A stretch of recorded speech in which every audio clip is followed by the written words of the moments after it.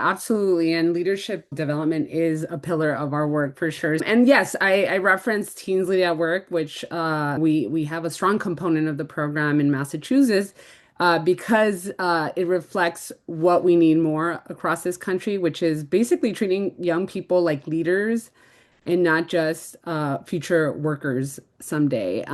These young people are not passive recipients of the training that we do. They are in many times serving as organizers, as educators and advocates and problem solvers in their schools and communities.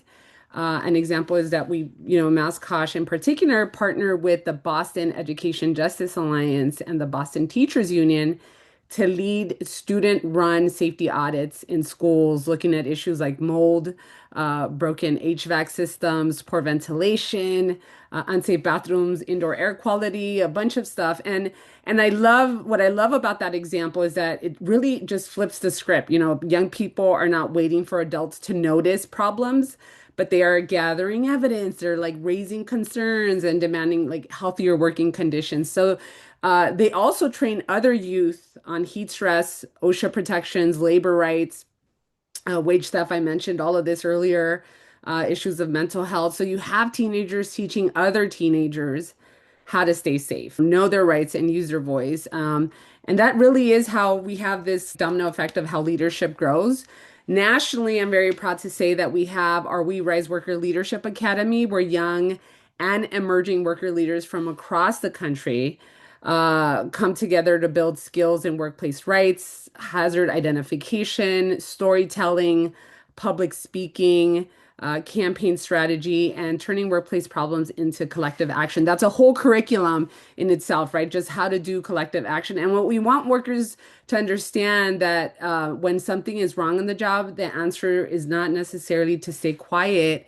The answer is to use your voice, create collective power with their peers, and take action. And one of our youth leaders, Chanel, said it, which is, I'm going to quote her, and she said, "When I watch my peers do it, I feel like I can do it myself. I grow more confident in myself, seeing that I'm respected."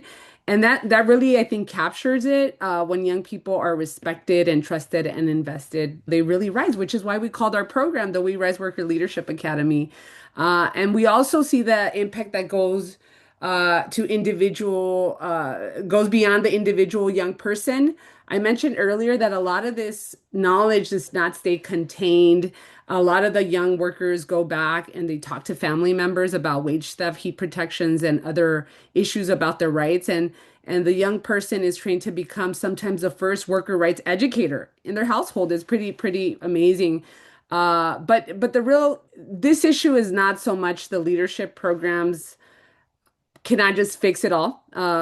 We know we have to also recognize that there is a broken system at times. Employers also have responsibilities. Young workers deserve proper training on day one, safe staffing levels, fair scheduling, respectful supervision is what we're seeing, and also just zero retaliation when they raise concerns. Government also has responsibility. We need strong child labor protections. We don't have any heat standards, and that is becoming a growing issue in our climate justice space. Stronger whistleblower protections. And I have to be honest, just about which is the Occupational Safety and Health Administration and has jurisdiction over workers' rights to a safe workplace. And the agency plays a vital role, but it's completely under-resourced for years. There's not enough inspectors for millions of workers out there. So often enforcement happens after someone already gets hurt. It's not preventative, but it's after someone's been injured, someone's been amputated, in worst case scenarios, killed, as I shared. And we need more inspectors, stronger enforcement. We need multilingual outreach and a very proactive prevention strategies. So really, when I think about solutions, I really think about empowered young workers, accountable employers, and also just public enforcement. Because if we want good jobs for teens, and leadership cannot be optional, they have to be built in from the start.